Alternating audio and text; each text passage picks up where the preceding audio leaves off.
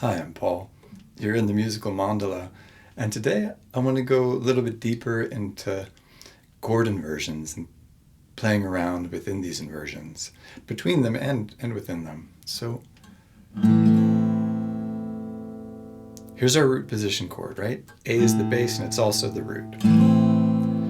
Here's our first inversion chord where C, played on the third fret of the A string, is the bass. So the third's in the root. That's our least stable inversion. And also we're going to use A over E, and we'll use this low E. And there's our second inversion chord. I'll play with those a little bit.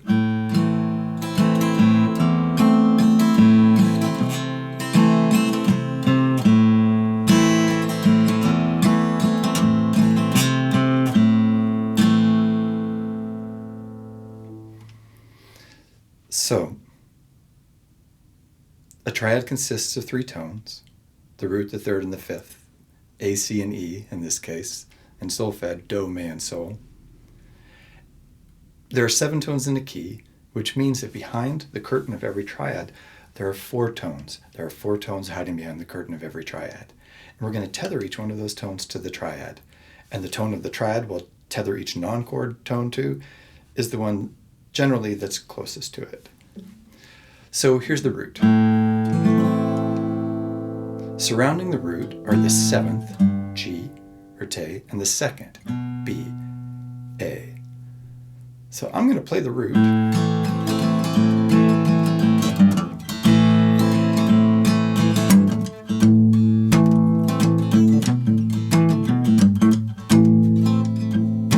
And from the root, I'm just going to dip into the 7th and come right back to the root.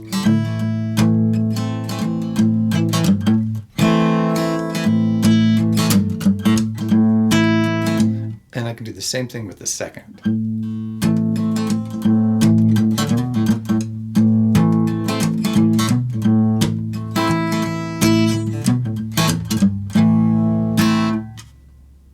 And the reason I'm just dipping into them is to provide a contrast without making a demand that the harmony go somewhere else.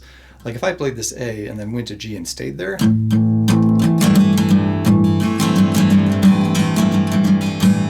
it either sounds like another chord, or it's like I want to go somewhere. For example,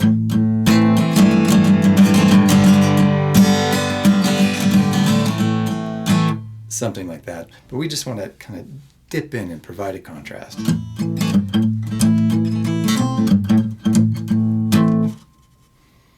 Now, taking the second inversion chord, A over E,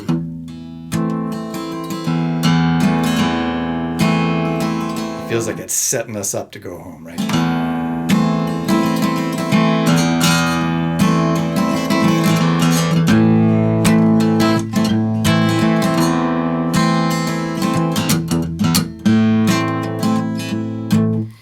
A half step above the 5th is the minor 6th. So here's E, F, E, or do, le, sol.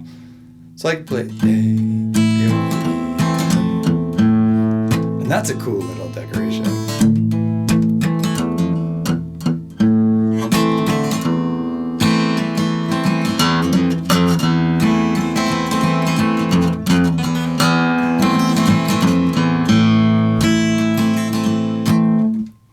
Similarly, when we play A over C, a whole step above C is D. And in this case, so I can stay in open position, I'm going to play that on the open D string. So I'll go A over C.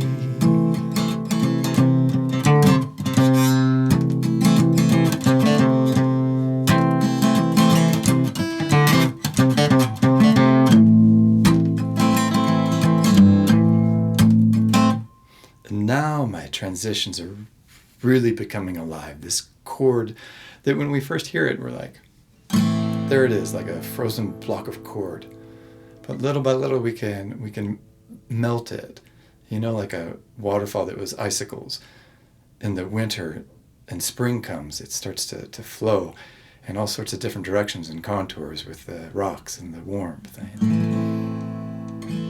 Yeah, and so putting all those 3 things together, including this E played on the D string, I can play.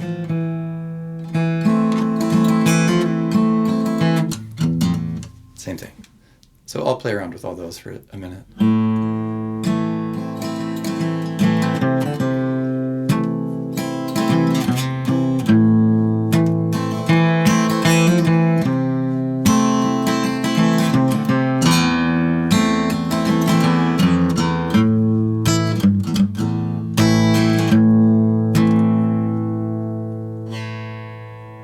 Cool.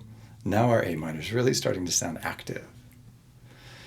So another way to move between chord tones is through a passing tone. Between A and C, the root and the third, there's B, the second. So A, B, C. Now we're playing A over C, and we'll pass through B on the way to A minor.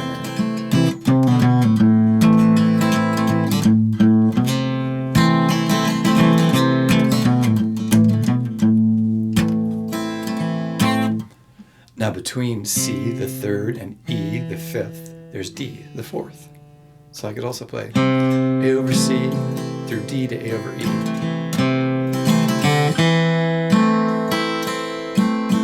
The other direction.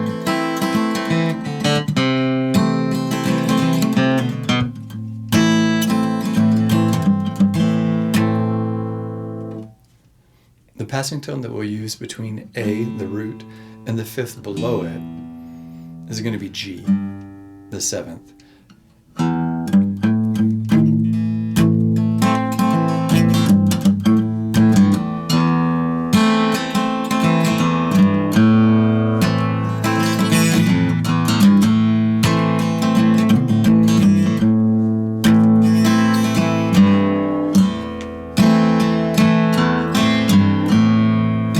Which sounds cool.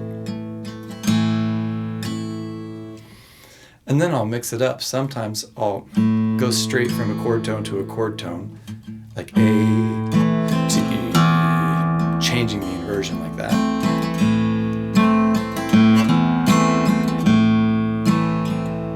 And then sometimes I'll pass through a passing tone.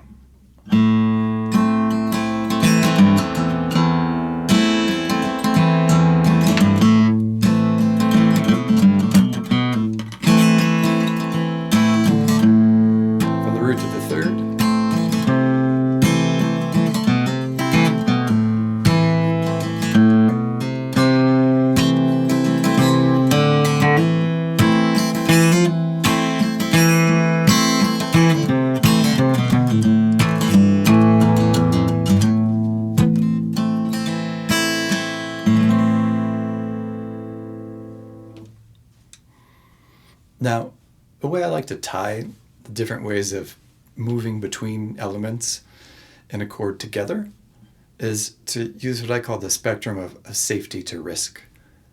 A safe move is going from a stable place to a stable place. So in essence, when we go from a chord tone to another chord tone, we're making a very safe move, like boom, boom, boom, boom, boom. And that's true in the context of bass lines and in melodies. Now, a mid-risk move is going from a stable tone to an unstable tone. And steps are less risky than jumps, generally. So if I go A to the unstable B, and then right back to A, I've taken a risk going from a stable to an unstable point. But it's a relatively small risk because I've stepped. And I'm going to further mitigate that risk by staying there only a small amount of time.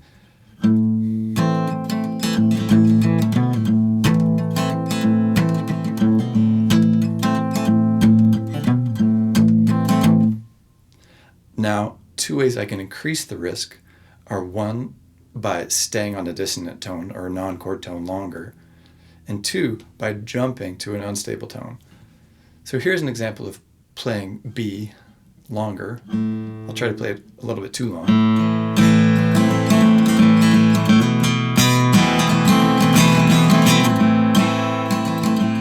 So that really brought out the dissonance. But now I can also jump from A. Let's say I'll jump to D. And when I jump to an unstable tone, I want to come back to the closest stable tone. So I'm going to jump from A to D, from Do to Fa, and I'm going to come right back to the chord tone C, the third. So I'm going to go A, D, C, like boom. That sounded cool.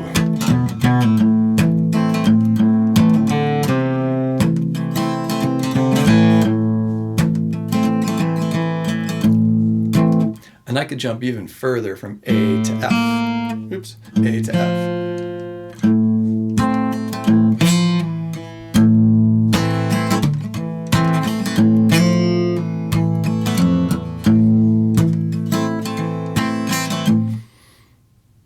Now finally, high-risk moves go from an unstable tone to another unstable tone. And the bigger the jump between unstable tones, the higher the risk. And also the longer you stay on unstable tones, the higher the risk.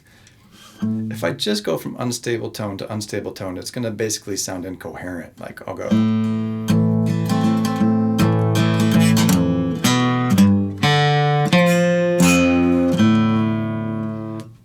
like, it just sounded kind of random. But if I say, for example, I'll go root, I'll jump to the 6th, jump from the 6th to the 4th, and then land on the 3rd, like.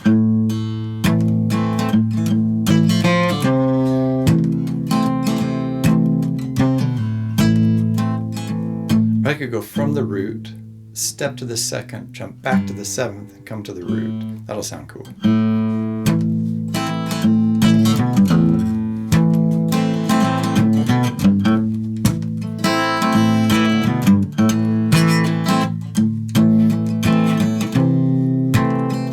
I'm going to start on A over C. I'll take like too big of a jump. And I'll go to the 4th, jump back to the 6th, and come down to the 5th. Like A over C.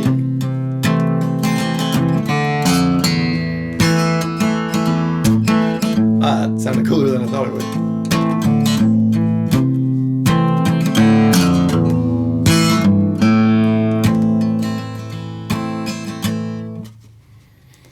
So just to recap, the principles that we're using are, first, we're finding the tones of the triad. So we need to know the anatomy of our chord. And then we're playing the inversions and the root position chord, of course. Here's A minor over E, A minor over C.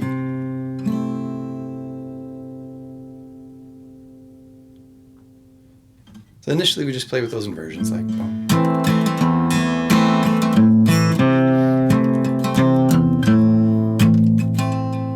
And then there are 3 tones in a chord, 7 tones in a key, which means that there are 4 unplayed tones, or non-chord tones, each one of which we tether to one of the tones in the triad, usually the one closest.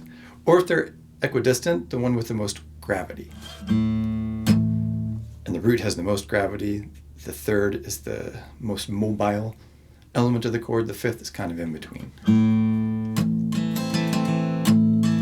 So we play around with that, and then we play around with using passing tones to go between the chord tones, like between the 3rd and 5th. 5th and 3rd, 3rd and root. And then we kind of make a conceptual network of all these tones. Then we integrate that network through the spectrum of safe and risky moves. And you start out with a lot of safe moves and then increase your risks.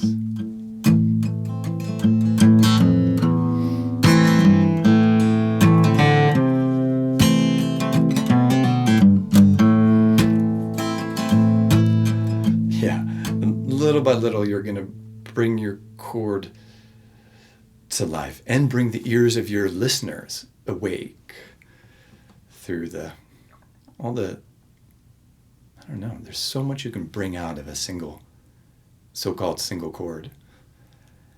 And I hope you have a lot of fun playing around with these ideas.